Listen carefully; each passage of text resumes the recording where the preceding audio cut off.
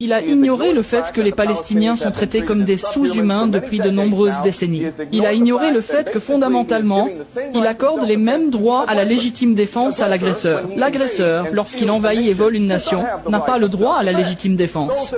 Ceux qui sont violés, ceux dont la terre est volée, ceux dont les familles sont assassinées, eux ont le droit à la légitime défense.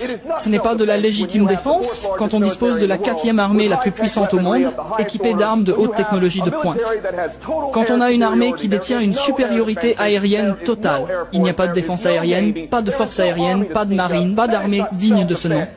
C'est pas de la légitime défense. Et combien de roquettes ont tué des gens en Israël? À peine une poignée. Et au final, c'est tout ce qu'ils ont pour se défendre.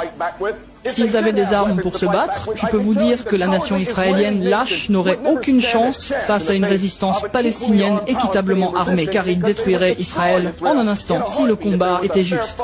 Mais ce n'est pas un combat juste, c'est comme tirer sur des poissons dans un tonneau, littéralement. Et on parle de familles entières qui ont été anéanties. La famille Samuni, par exemple, a perdu 29 membres en une seule fois.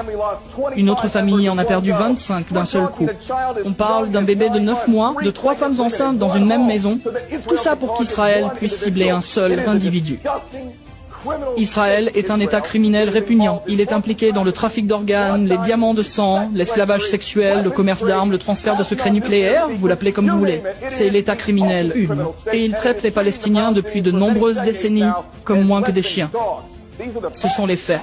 Et rien ne changera ces faits. Peu importe combien de prostituées montent à la télévision pour réciter leurs discours directement dictés par les gouvernements du Royaume-Uni, des États-Unis et d'autres médias traditionnels, qui ne sont rien de plus que des fauteurs de guerre prétendant dire la vérité.